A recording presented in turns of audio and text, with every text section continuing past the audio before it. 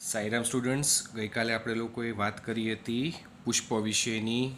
બરાબર, આવૃત બીજધારીમાં જોવા મળતું એનું મુખ્ય એવું પ્રજનનશીલ એકમ કે જેને પુષ્પ તરીકે ઓળખવામાં આવે છે. પુષ્પનો છેડાનો ફૂલેલો ભાગ જેને પુષ્પાસન તરીકે ઓળખવામાં આવે છે, કે જે પુષ્પદંડ પર ગોઠવાયેલો હોય છે. એ પુષ્પાસન ઉપર આવેલા 4 ચક્રો, જેના વિશે આપણે વાત કરી ગયા. બહારથી સ્ટાર્ટ કરીએ તો વજ્રચક્ર, દલચક્ર, પુંકેસર ચક્ર અને સ્ત્રીકેસર ચક્રનો જેમાં સમાવેશ થાય છે.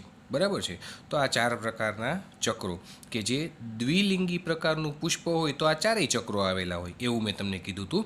અને જો એકલિંગી પ્રકારનું પુષ્પ હોય તો જો એ નર પુષ્પ હશે તો એમાં પુંકેસર ચક્ર, વજ્રચક્ર અને દલચક્ર સાથે આવેલું હશે.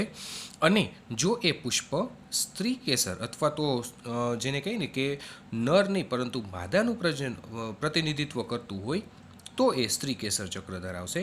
પરંતુ એમાં વજ્રચક્ર અને દલચક્ર એ બંને કોમન રહેશે. વજ્રચક્ર અને દલચક્ર છે એ બંને પ્રકારના પુષ્પો, એકલિંગી પુષ્પ હોય કે દ્વિલિંગી પુષ્પ હોય, બંનેમાં હાજર હોય. એની સામે એકલિંગી પુષ્પની અંદર નર પુષ્પમાં પુંકેસર અને માદા પુષ્પની અંદર સ્ત્રીકેસરની હાજરી હોય. આ ચારેય અંગોમાં વજ્રચક્ર અને દલચક્ર કે જે સહાયક અંગો તરીકે જોવા મળે છે, એની સામે પુંકેસર ચક્ર અને સ્ત્રીકેસર ચક્ર કે જેને પ્રાજનનિક અંગો તરીકે લેવામાં આવે છે. પછી એક અપવાદરૂપ કિસ્સો લીલી નામની વનસ્પતિમાં જોવા મળ્યો છે કે જ્યાં વજ્રચક્ર અને દલચક્ર એ બંને આકાર, કદ, ગોઠવણી, રંગ બધામાં કેવા છે? સમાન છે. ટૂંકમાં તમે આ પુષ્પની અંદર લીલી નામની વનસ્પતિના જે પુષ્પ છે એ પુષ્પની અંદર તમે એનું વજ્રચક્ર અને દલચક્ર એને નરી આંખે જોઈને અલગ ન પાડી શકો, છૂટા ન પાડી શકો, કારણ કે તેઓ આકારની દ્રષ્ટિએ, રંગની દ્રષ્ટિએ, ગોઠવણીની દ્રષ્ટિએ આ વજ્રચક્ર અને દલચક્ર છે બંને કેવા છે? સમાન છે. તો જ્યારે આ પ્રકારની સ્થિતિ હોય કે જેમાં વજ્રચક્ર અને દલચક્ર બંને સમાન હોય તો ત્યારે એને સંયુક્ત રીતે નામ આપી દીધું છે પરિપુષ્પચક્ર. પછી આપણે સમમિતિના આધારે ભણ્યા હતા કે સમમિતિના આધારે ફરી પાછા નિયમિત, અનિયમિત અને અસમમિતીય પ્રકારના પુષ્પો હોય. નિયમિત અથવા તો અરીય પુષ્પ એને કહેવાય કે જેના મધ્ય અક્ષમાંથી અથવા તો કેન્દ્રમાંથી પસાર થતી ધરી કે જે પુષ્પને કોઈ પણ ત્રિજ્યામાં તમે એના 2 સરખા ભાગમાં વિભાજિત કરી શકો. પુષ્પને કોઈ પણ ત્રિજ્યામાં, જો ક્રોસમાં કટ કરો, ઊભું કટ કરો, આડું કટ કરો, ગમે તેમ કટ કરો, તમે એનું અનુપ્રસ્થ છેદ લ્યો કે તમે એનો આયામ છેદ લ્યો, પુષ્પના 2 સરખા ભાગ પડે ત્રિજ્યાવર્તી દિશામાં, ગમે તે દિશામાં,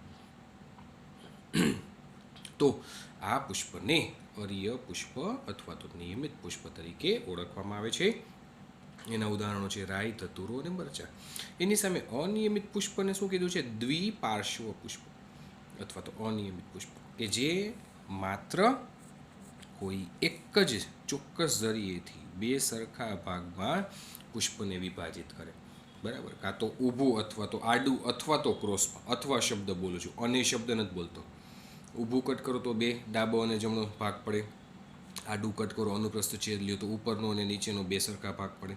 પરંતુ કોઈ એક જ દિશામાં, આમાં શું હતું? ત્રિજ્યાવર્તી દિશામાં. તો આમાં કોઈ એક જ ચોક્કસ ધરીએથી 2 સરખા ભાગમાં પુષ્પ જો વિભાજિત થાય તો એ પુષ્પ એને અનિયમિત પુષ્પ કહેવાય.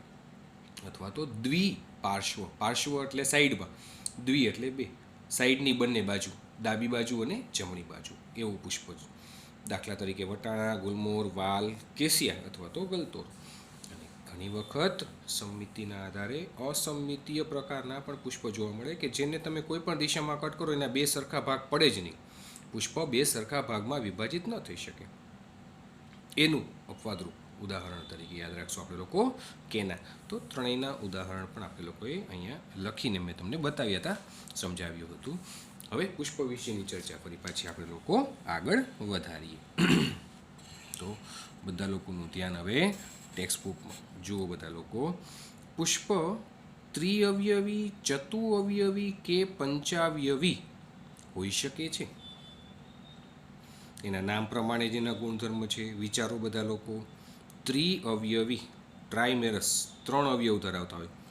ચતુઅવયવી તો 4 અવયવ ધરાવતા. અવયવ એટલે તેના ચક્રો, વજ્રચક્ર છે, દલચક્ર છે, પુંકેસર ચક્ર છે, સ્ત્રીકેસર ચક્ર છે.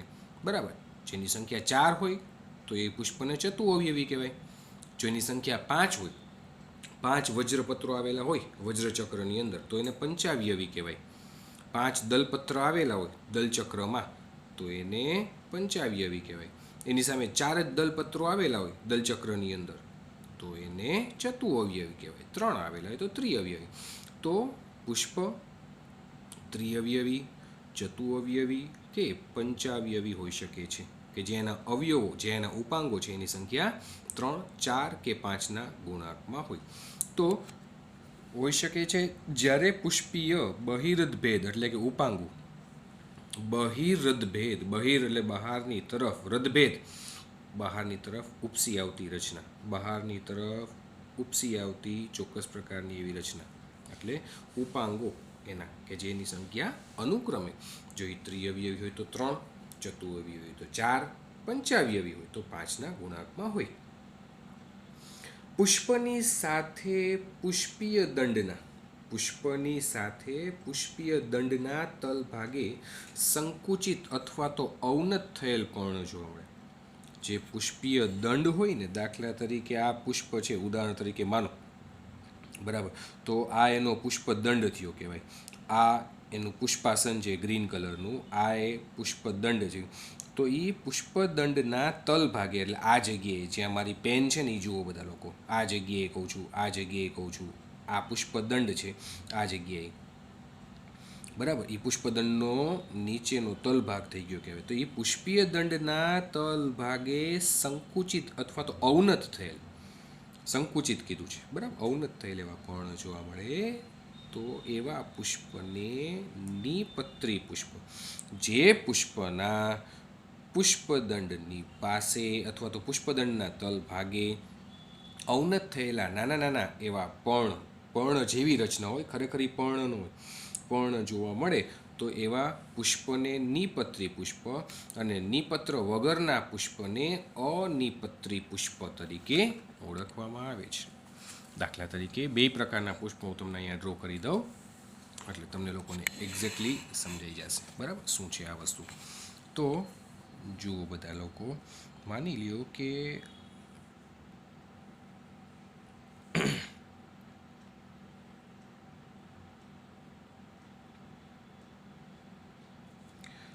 આ એક પુષ્પ છે,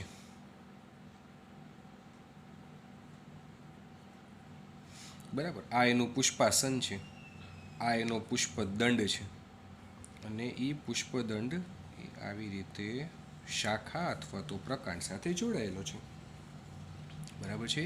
તો આ પુષ્પનો જે આ પુષ્પદંડ છે એ પુષ્પદંડના તલ ભાગે અમુક વનસ્પતિમાં પર્ણ જેવી રચના, પર્ણ નથી બોલતો, યાદ રાખજો બધા લોકો, પર્ણ જેવી રચના જોવા મળે છે. એ પર્ણ જેવી રચના છે ને એ એક ચોક્કસ પ્રકારની સંકુચિત રચના છે, એટલે કે અવનત પામેલી, જેનું કંઈ કાર્ય નથી પરંતુ કુદરતી રીતે હાજર છે. તો એ રચનાને શું કહેવાય? નિપત્ર. અને આવા નિપત્ર ધરાવતા આ પુષ્પને શું કહેવાય? નિપત્રી પુષ્પ. આ પુષ્પને હું શું નામ આપીશ?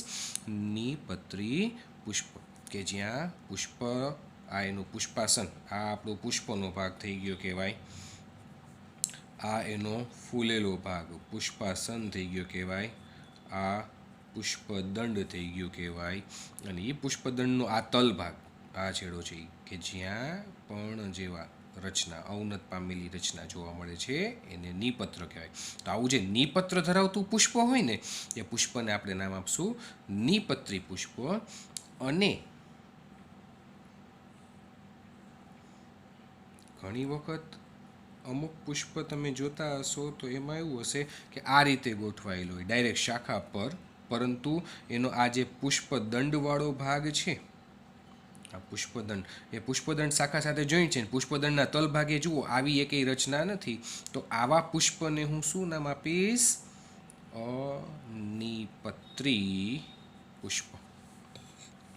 આવી રીતે તમે લોકો એને યાદ રાખો, બરાબર. તો એને હું નામ આપીશ અનિપત્રી પુષ્પ.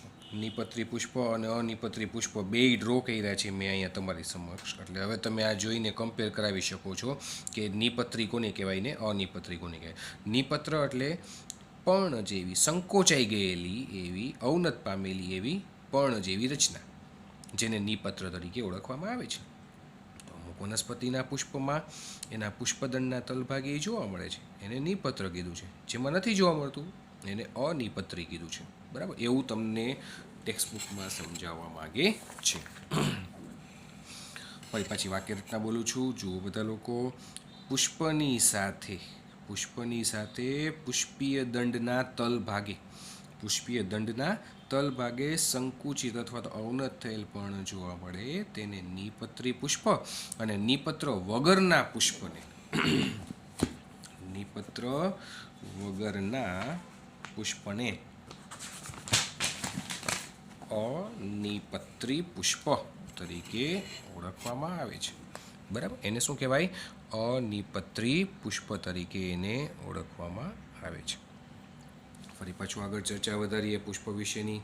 પુષ્પાસન પર બીજાશયની સાપેક્ષે, પુષ્પાસન પર બીજાશયની સાપેક્ષે વજ્રચક્ર, દલચક્ર અને પુંકેસર ચક્રના સ્થાનને આધારે પુષ્પનું અધોજાયી, પરિજાયી અને ઉપરીજાયી તરીકે વર્ણન કરવામાં આવે છે. હવે આ વસ્તુ તમને લોકોને ફરી પાછું એની રફ આકૃતિ ડ્રો કરીને સમજાવીશ ને તો તમને પ્રમાણમાં વધુ સરસ રીતે સમજાઈ જશે, આઈડિયા આવશે.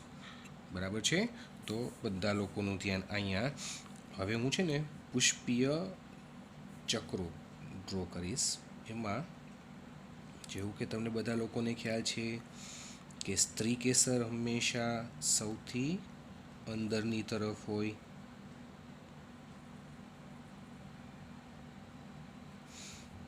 પછી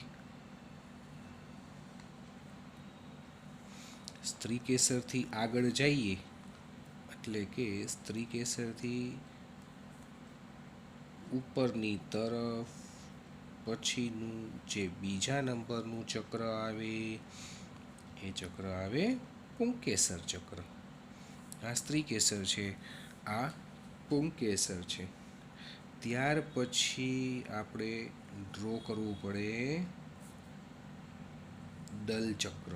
ઉદાહરણ તરીકે માની લ્યો કે આ જે મેં હાઇલાઇટ કરેલો ભાગ છે ને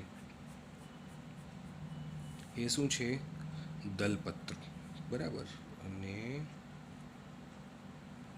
આવી રીતે આ પુષ્પદંડ થઈ ગયો. બરાબર, અને આવી રીતે નીચેની તરફ આ રચના જે ગોઠવાયેલી હોય આ થઈ ગયા વજ્રપત્ર અથવા તો વજ્રચક્ર. સમજો બધા લોકો. 4 ચક્રો તમને બધા લોકોને હવે ખ્યાલ છે. બરાબર, હવે બધાનો નામ નિર્દેશ કરું ને એટલે તમને એક્ઝેક્ટ આઈડિયા આવી જશે. આને નામ આપવામાં આવ્યું છે પુષ્પદંડ. આને હું કહીશ વજ્રપત્ર. આવા ઘણા બધા વજ્રપત્રો ભેગા મળીને શું બનાવે? વજ્રચક્ર બનાવે. ઘણા બધા વજ્રપત્રો ભેગા મળીને, આ તો ચક્રીય રીતે હોય, બરાબર, આખા ફરતે ગોઠવાયેલા હોય સર્કલમાં. એ વજ્રપત્રો ભેગા મળીને શું બનાવે? વજ્રચક્ર બનાવે. આ શું છે? પાંદડી અથવા તો દલપત્ર. દલપત્રો ભેગા મળીને ચક્રીય રીતે ગોઠવાઈને શું બનાવે? તો દલચક્ર બનાવે. વજ્રપત્રો ભેગા મળીને વજ્રચક્ર બનાવે, દલપત્રો ભેગા મળીને દલચક્ર બનાવે. એવી રીતે યાદ રાખો બધા લોકો. ત્યાર પછી શું આવે? આ શું છે? આ રચનાનું નામ પુંકેસર. આવા એકથી વધુ પુંકેસરો ભેગા મળીને શું બનાવે? તો પુંકેસર ચક્ર. અને ત્યારબાદ આવે સૌથી અંદરની તરફ ગોઠવાયેલું અથવા તો રક્ષાયેલું એવું સ્ત્રીકેસર, કે જે એકથી વધુ હોય તો સ્ત્રીકેસર અથવા તો સ્ત્રીકેસરો ભેગા મળીને શું બનાવે? સ્ત્રીકેસર ચક્ર. બરાબર છે? હવે આમાં સ્ત્રીકેસર છે, આ રચના, આ ભાગ જે છે, બરાબર, એને હું નામ આપીશ પુષ્પાસન. આ ભાગ જે છે એને હું નામ આપીશ બીજાશય કે જે બીજાશયની અંદર શું રહેલું હોય? અંડક રહેલું હોય, બરાબર છે. તો આ બીજાશય, આ રચના જે છે એને હું નામ આપીશ પરાગવાહિની. આ તમારે આવી ગયું છે ભણવામાં, પરાગવાહિની. અને સૌથી ઉપરનો વિસ્તાર સ્ત્રીકેસરનો, જેને કહેવાય પરાગાસન. યાદ આવ્યું બધા લોકોને? આ પરાગાસન, આ પરાગવાહિની, અને પરાગવાહિનીનો સૌથી અંતિમ જે આ છેડાનો આ જે ફૂલેલો ભાગ જે હું બતાવું છું એ ફૂલેલો ભાગ જેને કહેવાય બીજાશય. અને બીજાશયની અંદર શું આવેલું હોય? બીજાશયની અંદર આવેલું હોય અંડક. બરાબર. હવે આપણે જે પ્રમાણે પહેણાં એ પ્રમાણે જોવા જઈએ તો સૌથી બહારનું ચક્ર વજ્રચક્ર, એના પછી બીજા નંબરનું ચક્ર કયું આવે? દલચક્ર, જે તમે જોઈ શકો છો. આ સૌથી બહારનું ચક્ર. એના પછી દલચક્ર, એના પછી આવશે પુંકેસર ચક્ર, અને સૌથી અંદર આવશે ચોથા ક્રમે, સૌથી અંદરની તરફ એ આવશે સ્ત્રીકેસર ચક્ર. બરાબર છે. તો આ લાક્ષણિક પુષ્પની રચના તમારી સમક્ષ મેં ડ્રો કરી. આશા રાખું છું કે તમને લોકોને આ રચના સમજાઈ ગઈ હશે. આ રચનાને આધારે જ હવે આપણે આગળનું વર્ણન સમજવાનું છે.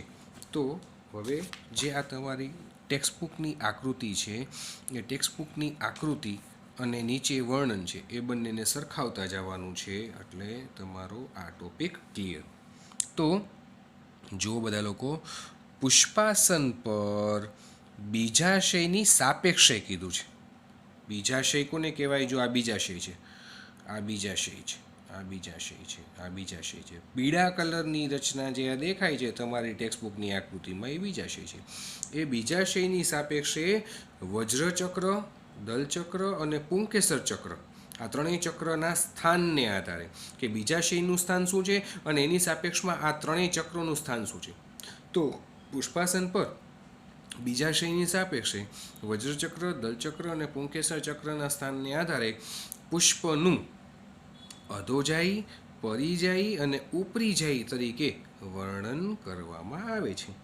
દાખલા તરીકે સૌપ્રથમ સમજીએ અધોજાયી પુષ્પ. અધોજાયી પુષ્પ કોને કહેવાય? જુઓ બધા લોકો, અધોજાયી પુષ્પમાં સ્ત્રીકેસર ઉચ્ચ સ્થાને સ્થાન પામેલું છે, જ્યારે બીજા ભાગો એટલે ક્યાં? તો કે વજ્રચક્ર, દલચક્ર અને પુંકેસર ચક્ર, જ્યારે બીજા ભાગો તેની નીચે રહેલા છે. બરાબર. સ્ત્રીકેસર છે એ સ્ત્રીકેસર, કારણ કે બીજાશય છે એ સ્ત્રીકેસરનો ભાગ છે. હા કે ના? મેં તમને હમણાં સમજાવ્યું આકૃતિમાં. એ સ્ત્રીકેસરનો છેડાનો ફૂલેલો ભાગ, તલસ્થ ભાગ એટલે બીજાશય. હવે એ જે સ્ત્રીકેસરનું સ્થાન છે ને, એ સ્ત્રીકેસરનું સ્થાન ઊંચું છે. કોના કરતાં? અન્ય ભાગ કરતાં. અન્ય ભાગ ક્યાં આવે? વજ્રચક્ર, દલચક્ર અને પુંકેસર ચક્ર. તો જ્યારે બીજા ભાગો છે એ સ્ત્રીકેસર કરતાં નીચે રહેલા છે. તો આવા પુષ્પમાં બીજાશય જે છે એને ઉચ્ચસ્થ બીજાશય તરીકે ઓળખવામાં આવે છે. દાખલા તરીકે રાઈ અને જાસૂદ અને રીંગણ. ઉચ્ચસ્થ પ્રકારનું બીજાશય અને પુષ્પ અધોજાયી. પેલો પ્રકાર અધોજાયી પુષ્પ અને બીજાશયનો પ્રકાર ઉચ્ચસ્થ. બરાબર છે. અધોજાયી પુષ્પ અને બીજાશયનો પ્રકાર કેવો કહેવાય? ઉચ્ચસ્થ. તમારે શું યાદ રાખવાનું? આનું વર્ણન પૂછે તો બીજાશય અથવા સ્ત્રીકેસરનું સ્થાન અન્ય ભાગો કરતાં. અન્ય ભાગોમાં કયા કયા ભાગ આવશે? તો કે વજ્રચક્ર આવશે, દલચક્ર આવશે અને પુંકેસર ચક્ર આવશે. અન્ય ભાગો કરતાં તેનું સ્થાન કેવું છે? ઉચ્ચ સ્થાન ધરાવે. તો જ્યારે એવું પુષ્પ કે જેમાં બીજાશય અથવા તો સ્ત્રીકેસર, હવે આ વસ્તુ તમને આકૃતિ આધારે સમજાવું. જુઓ, બરાબર દેખાય છે બધા લોકોને? આ ગ્રીન કલરનો ભાગ છે, આ પુષ્પાસન છે. આ ભાગ છે હું આમાં જ લખી દઉં છું તમને લોકોને, એટલે કન્ફ્યુઝન ન થાય. ખાસ સમજો, આ છે પુષ્પાસન અને આ જે યલો કલરનો ભાગ તમે લોકો જોઈ રહ્યા છો એ છે બીજાશય, એટલે સ્ત્રીકેસરનો તલસ્થ ફૂલેલો ભાગ, બીજાશય. અને બીજાશય છે એ અન્ય ભાગો કરતાં ઊંચું સ્થાન પામેલું છે. જો આ વજ્રચક્ર નીચે છે, આ બીજાશય ઉપર છે. પછી આ દલપત્ર છે, દલપત્ર આમ ઉપર છે, પણ દલપત્રની ઉત્પત્તિ ક્યાંથી થઈ છે? અહીંથી. તો એ બીજાશય છે એ એના કરતાં ઊંચું છે, બરાબર છે. સ્ત્રીકેસર છે એનું સ્થાન આના કરતાં ઊંચું છે, તો એટલા માટે એનાથી પણ ઊંચું. અને પુંકેસર છે એ જુઓ, પુંકેસર અહીંથી શરૂઆત થાય છે, સ્ત્રીકેસર એના કરતાં ઊંચું છે. તો જ્યારે સ્ત્રીકેસરનું સ્થાન આ અન્ય 3 ચક્રો કરતાં, અન્ય 3 ચક્રોમાં ક્યાં આવ્યા? તો કે પુંકેસર ચક્ર, દલચક્ર અને વજ્રચક્ર. એ અન્ય 3 ચક્ર કરતાં સ્ત્રીકેસરનું સ્થાન જ્યારે ઊંચું હોય તો એવા પુષ્પને શું કહેવાય? એવા પુષ્પને અધોજાયી પુષ્પ કહેવાય. અને એના બીજાશયને કેવું બીજાશય કહેવાય? ઉચ્ચસ્થ, સુપિરિયર, બરાબર છે. દાખલા તરીકે રાય, જાસૂદ અને રીંગણ. રાય, જાસૂદ અને રીંગણ. આ પહેલો પ્રકાર થઈ ગયો પુષ્પનો અધોજાયી પુષ્પ. હવે આ એક પ્રકાર તમને લોકોને જો સમજાઈ ગયો હશે ને, તો આના આધારે બાકીના 2 પ્રકાર સમજવાના છે. આ એક પ્રકાર તમને વ્યવસ્થિત રીતે સમજાઈ ગયો હશે. ફરી પાછું બોલી દઉં છું, તમારી સમક્ષ આકૃતિ છે, આકૃતિ સાથે જ સરખાવજો. આ પુષ્પાસનવાળો ભાગ છે, આ બીજાશયવાળો ભાગ છે. વાક્ય રચનામાં આપણને શું કહે છે કે સ્ત્રીકેસરનું સ્થાન અન્ય ભાગો કરતાં, આ અન્ય ભાગોમાં આ 3 ભાગ, વજ્રચક્ર, દલચક્ર અને પુંકેસર ચક્ર, એના કરતાં સ્ત્રીકેસરનું સ્થાન કેવું છે? ઊંચું છે, બરાબર છે. તો એવા પુષ્પને કેવું પુષ્પ કહેવાય? અધોજાયી પુષ્પ. અને એનું બીજાશય છે એ બીજાશય કેવું આવે? ઉચ્ચસ્થ, સુપિરિયર તરીકે ઓળખવામાં આવે છે. હવે બીજો પ્રકાર જોઈએ. જો સ્ત્રીકેસર મધ્યમાન સ્થાને, મધ્યમાં કીધું છે, જો સ્ત્રીકેસર મધ્યમાન સ્થાને અને પુષ્પના બીજા ભાગો પણ પુષ્પાસન પર એ જ સ્તરે એટલે કે ઊંચાઈએ સ્થાન પામેલા હોય તો તેને પરિજાયી પુષ્પ કહે છે. અને આવા પુષ્પના જે આ બીજાશય છે એને અર્ધ અધસ્થ, હાફ ઇન્ફિરિયર કહેવાય છે. પરિજાયી પુષ્પ. બીજો પ્રકાર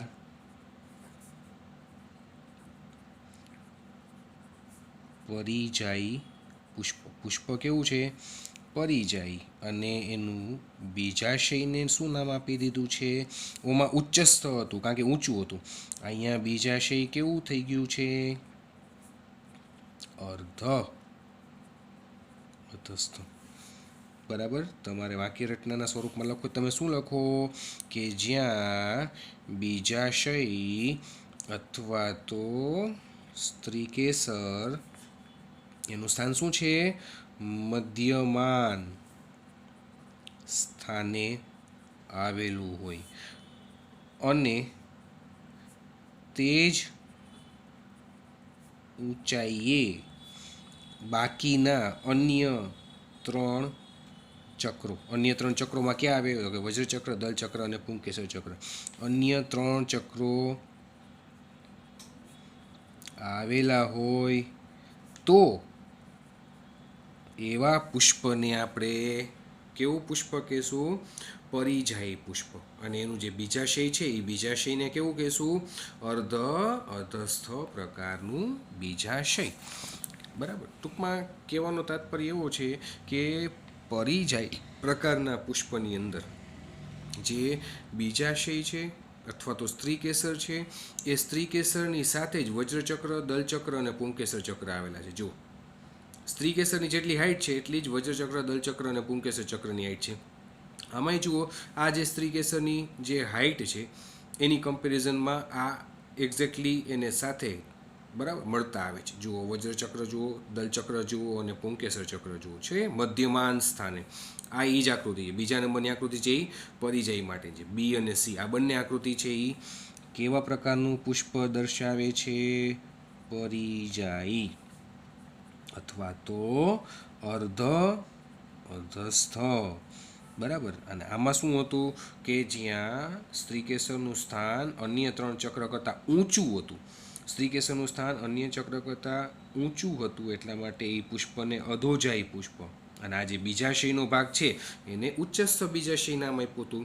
જ્યારે આ બે આકૃતિ છે બી અને સી આકૃતિ, તો એમાં જુઓ તો સ્ત્રીકેસરનું સ્થાન છે ને લગભગ આની સાથે સરખું છે, મળતું આવે છે. પુંકેસર, સ્ત્રીકેસર, પુંકેસર, દલચક્ર અને વજ્રચક્ર, આ ત્રણ બાકીના જે ચક્ર છે એને મધ્યમાન સ્થાને સ્ત્રીકેસર આવેલું જોવા મળે છે, ગોઠવાયેલું જોવા મળે છે. તો જ્યારે આ પ્રકારનું પુષ્પ જોવા મળે ને તો એવા પુષ્પને આપણે શું નામ આપશું? પરિજાયી પુષ્પ. આવા પુષ્પને પરિજાયી પુષ્પ કહેવાય. આવા પુષ્પમાં બીજાશય છે એ કેવું કહેવાય? અર્ધ અધસ્થ પ્રકારનું બીજાશય. બરાબર. દાખલા તરીકે જરદાળુ, ગુલાબ અને પીચ અથવા તો આલુ વૃક્ષ. દાખલા તરીકે જરદાળુ, ગુલાબ અને પીચ અથવા તો આલુ વૃક્ષ. તો જરદાળુ, ગુલાબ અને આલુ વૃક્ષ એનું જે પુષ્પ છે એ પુષ્પ કેવું કહેવાય? પરિજાયી. અને પુષ્પનું બીજાશય કેવું કહેવાય? અર્ધ અધસ્થ. તો આ હતો પુષ્પનો બીજો પ્રકાર, પરિજાયી પ્રકારનું પુષ્પ. અધોજાયીમાં શું હતું? તો કે બીજાશય છે એ સ્ત્રીકેસર છે એ ઉચ્ચ સ્થાને આવેલું હતું બાકીના ત્રણ ચક્ર કરતાં. પરિજાયીમાં શું કીધું છે? લગભગ એ જ સ્તરે, બરાબર, એ જ ઊંચાઈએ મધ્યમાન સ્થાને આવેલું હોય, બરાબર, તો એને પરિજાયી કહેવાય. ત્રીજો અને છેલ્લો પ્રકાર આવે છે ઉપરીજાયી પુષ્પ. ઉપરીજાયી પુષ્પમાં પુષ્પાસન ઉપર તરફ વિકાસ પામેલું. પુષ્પાસન ઉપર તરફ વિકાસ પામે. કેની વાત કરે છે? પુષ્પાસનની વાત કરે છે. જુઓ પુષ્પાસન મેં તમને બતાવ્યું છે, આ ગ્રીન કલરનો ભાગ, બરાબર. અને આ જે છેલ્લી આકૃતિ છે એમાં જુઓ એટલે તમને લોકોને ખ્યાલ આવે કે આ અંદરનું છે એ પીળા કલરનું આ બીજાશય છે, આ રચના છે એ બીજાશય છે. અને આ તમે જોઈ શકો છો આ આખું ગ્રીન કલરનો ભાગ છે એ પુષ્પાસન છે કે જેણે બીજાશયને ઘેરી લીધું છે. આ આખો ભાગ તમે જે જુઓ છો, તો જે હું આ હાઇલાઇટ કરું છું પેનથી અત્યારે દર્શાવું છું, આ આખો ભાગ શું છે? પુષ્પાસન છે. અને પુષ્પાસને શું કર્યું છે? બીજાશયને ઘેરી લીધું છે, એટલે બીજાશય સાવ અંદર આવી ગયું. તો એ સ્થિતિ ઉપરીજાયી પુષ્પની છે. તો ઉપરીજાયી પુષ્પમાં પુષ્પાસન ઉપર તરફ વિકાસ પામેલું. ઉપરીજાયી પુષ્પમાં પુષ્પાસન ઉપર તરફ વિકાસ પામેલું, સંપૂર્ણ રીતે બીજાશયને ઘેરતું અને તેની સાથે જોડાયેલું છે. અન્ય ભાગો બીજાશયની ઉપરના ભાગે વિકાસ પામેલા હોય. આથી આવા પુષ્પમાં બીજાશય છે એ કેવું થઈ ગયું? અંદરની તરફ વહી ગયું, નીચે વહી ગયું, અધસ્થ, ઇન્ફિરિયર કહેવાય છે. બરાબર. તો પહેલો પ્રકાર હતો અધોજાયી, બીજો પ્રકાર આવ્યો પરિજાયી, પછી એવું ઉપરીજાયી પુષ્પ. ઉપરીજાયી પુષ્પ અને બીજાશયનો પ્રકાર પૂછે તો એ સૌથી અંદર રહી જાય છે, એટલા માટે અધસ્થ. શું લખવાનું? કે જ્યાં પુષ્પાસન છે એ બીજાશયને સંપૂર્ણપણે આવરી લે છે અથવા તો ઘેરી લે છે, અને અન્ય ત્રણેય ચક્રો બીજાશયની ઉપર સ્થાન પામેલા હોય તો આવા પુષ્પને ઉપરીજાયી પુષ્પ તરીકે ઓળખવામાં આવે. અને આવું બીજાશય છે એ અધસ્થ બીજાશય તરીકે ઓળખવામાં આવે છે. દાખલા તરીકે જામફળ અને કાકડીના પુષ્પો. જામફળ ને કાકડીના પુષ્પો તથા સૂર્યમુખીના કિરણ પુષ્પકો. સૂર્યમુખી તમે એટલું યાદ રાખો, બરાબર છે. તો જામફળ, કાકડી અને સૂર્યમુખીના કિરણ પુષ્પકો કે જેમાં શું જોવા મળે છે? તો એમાં કંઈક આ પ્રકારની રચના જોવા મળે કે જ્યાં કેન્દ્રસ્થ સ્થાને અંદરની તરફ બીજાશય આવી જાય, એ બીજાશયને ઘેરીને આખું પુષ્પાસન ગોઠવાયેલું હોય. અને બાકીના ત્રણેય ચક્રો જુઓ, આ થઈ ગયું વજ્રચક્ર. જો આમાં જ હું નામ નિર્દેશ કરી દઉં છું એટલે તમને લોકોને આઈડિયા આવે. આ થઈ ગયું વજ્રચક્ર, આ થઈ ગયું દલચક્ર, અને આ થઈ ગયું તમારે પુંકેસર ચક્ર. તો વજ્રચક્ર, દલચક્ર અને પુંકેસર ચક્ર ત્રણેય ચક્ર ક્યાં છે? બીજાશયની ઉપર છે. એનો મતલબ બીજાશય ક્યાં આવી ગયું? સાવ નીચે. બીજાશય સાવ નીચે આવી ગયું, એટલા માટે આવા બીજાશયને આપણે કેવું બીજાશય કહીએ છીએ? અધસ્થ. આમાં શું હતું? બીજાશયનું સ્થાન અને બાકીના ત્રણેયનું સ્થાન લગભગ સમાન ઊંચાઈએ હતું, એક જ સ્તરે હતું, સમાન ઊંચાઈ ધરાવતું હતું, એટલા માટે એને અર્ધ અધસ્થ કીધું હતું, મધ્યમાન સ્થાને. બરાબર. અને આમાં શું છે? તો કે આમાં બીજાશયનું સ્થાન ઊંચું છે, ઉચ્ચસ્થ બીજાશય. કોના કરતાં ઊંચું છે? તો પુંકેસર, પુંકેસર, દલચક્ર અને વજ્રચક્ર કરતાં શ્રીકેસરના બીજાશયનું સ્થાન ઊંચું છે, એટલા માટે આમાં બીજાશયનો પ્રકાર શું આવે? ઉચ્ચસ્થ. પરિજાયી પ્રકારના પુષ્પમાં બીજાશયનો પ્રકાર અર્ધ અધસ્થ, અને ઉપરીજાયી પ્રકારના પુષ્પમાં બીજાશયનો પ્રકાર શું આવશે? અધસ્થ. બરાબર છે. અને એના ઉદાહરણ સહિત. તો ફરી પાછું મેં તમને લોકોને અત્યારે આ વસ્તુ રિવિઝન પણ કરાવી દીધી. આ બંને આકૃતિ છે એ પરિજાયીની જ છે. તમારે એક જ વસ્તુ યાદ રાખવાની, બીજાશયનું સ્થાન. તમારે માત્ર એક જ વસ્તુ યાદ રાખવાની છે, એ શું છે? બીજાશયનું સ્થાન. બરાબર. તો બીજાશયના સ્થાનને આધારે કોની સાપેક્ષે? તો કે અન્ય જે 3 ચક્રો છે એ 3 ચક્રોની સાપેક્ષે બીજાશયનું સ્થાન ઊંચું છે, વચ્ચે છે કે સાવ અંદર છે. જો બીજાશયનું સ્થાન ઊંચું હોય તો આપણે એને નામ આપશું ઉચ્ચસ્થ. વચ્ચે મધ્યમાન હોય, મધ્યમાન સ્થાને આવે તો આપણે એને સાવ નીચે ન કહી શકીએ, સાવ ઉપર ન કહી શકીએ, એટલા માટે આ લોકોએ શું કહી દીધું? એને અર્ધ અધસ્થ કહી દીધું. અને સાવ અંદર હોય, સાવ નીચે હોય, બરાબર, તો એને શું નામ આપી દીધું? અધસ્થ પ્રકારનું બીજાશય. આ 3 પ્રકાર કીધા: ઉચ્ચસ્થ, અર્ધ અધસ્થ અને અધસ્થ. ઉચ્ચસ્થ પ્રકારનું બીજાશય હોય તો એવા પુષ્પનો પ્રકાર શું યાદ રાખવાનો? પુષ્પનો પ્રકાર અધોજાયી. જો અર્ધ અધસ્થ પ્રકારનું બીજાશય હોય તો એમાં પુષ્પનો પ્રકાર શું યાદ રાખશું? પરિજાયી. અને અધસ્થ પ્રકારનું બીજાશય સાવ અંદરની તરફ, કારણ કે બહારની તરફ શું છે? તો કે પુષ્પાસને આખા બીજાશયને ઘેરી લીધું છે, અને એ પુષ્પાસન ઉપર બાકીના 3 ચક્રો આવી જાય છે. તો આટલા માટે આપણે એને બીજાશયને અધસ્થ બીજાશય કીધું છે. તો એ અધસ્થ બીજાશય જે છે, તો એવા પુષ્પને આપણે નામ આપશું ઉપરીજાયી પુષ્પ. રેડી? એટલે આ રીતે જ આ તો મેં તમારી સમક્ષ ખાલી રફ વર્ક કરવા માટે લખ્યું છે. બરાબર. તમને અભ્યાસની સરળતા ખાતર તમને લોકોને સમજાય જાય એટલા માટે આ લખ્યું છે. બરાબર. કે ઉચ્ચસ્થ એટલે એનું સ્થાન શું, અર્ધ અધસ્થ એનું સ્થાન શું, અને અધસ્થ એનું સ્થાન શું. રેડી? અને બાકીનું આ રફ વર્ક તમે જોઈ શકો છો. અધોજાયી પ્રકારનું પુષ્પ, પરિજાયી પ્રકારનું પુષ્પ, ઉપરીજાયી પ્રકારનું પુષ્પ, અને આ હતું લાક્ષણિક પુષ્પની રચના. 4 ચક્રો. આ 4 ચક્રોના નામ છે. આ એના બધા ઘટક એકમો છે. હું એમ કહું કે ભાઈ વજ્રચક્ર કેનું બનેલું છે, તો તમારે આન્સર આપવો પડે વજ્રચક્ર છે ને સર, એ વજ્રપત્રોનું બનેલું છે. દલચક્ર છે એ કેનું બનેલું છે? દલપત્રોનું. પુંકેસર ચક્ર કેનું બનેલું છે? પુંકેસરોનું. સ્ત્રીકેસર ચક્ર કેનું બનેલું છે? સ્ત્રીકેસરોનું. તો આ સ્ત્રીકેસર, પુંકેસર, દલપત્ર અને વજ્રપત્ર એ શું થઈ ગયા કહેવાય? તો એ છે ને એ આ 4 ચક્રોના ઘટક એકમો થઈ ગયા કહેવાય. બાકીની આ લાક્ષણિક રચના પુષ્પની જે તમારી સમક્ષ મેં અત્યારે ડ્રો કરી, બરાબર છે? એટલે આશા રાખું છું કે તમને આ ટોપિક સમજાઈ ગયો હશે. આ હતા પુષ્પના વિવિધ લક્ષણોને ધ્યાનમાં લઈને જોવા મળતા પ્રકારો. અત્યારે આપણે જ્યાં ચર્ચા કરી અધોજાયી, પરિજાયી અને ઉપરીજાયી, એના બીજાશયના સ્થાનને આધારે પુષ્પના પ્રકારો વિશેની ચર્ચા અહીંયા આવીને પૂરી થઈ. હવે પછીનો જે આપણો નેક્સ્ટ ટોપિક છે પુષ્પના વિવિધ ભાગો.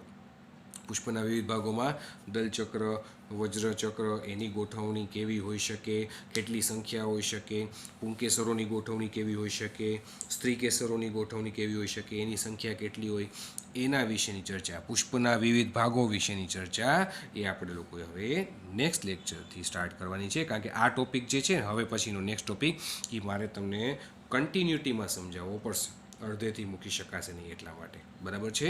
તો આટલી વસ્તુનું ખાસ બધા લોકો વ્યવસ્થિત રીતે ચિંતન કરી લેજો. વાંચી લેજો. કંઈ પણ ન સમજાય, મુશ્કેલી જેવું લાગે, ડાઉટફુલ લાગે તો મને પૂછી લેજો. અને ફરી પાછું યાદ દેવડાવી દઉં છું, 10મા ચેપ્ટરને વાંચવાનું ચાલુ કરી દેજો. જો ન કર્યું હોય તો આવતા વીકમાં હું ટેસ્ટ અચૂક રાખીશ, બરાબર છે? એટલે બધા લોકોને ફરી પાછું એ સૂચન છે. Thank you. સાંઈરામ.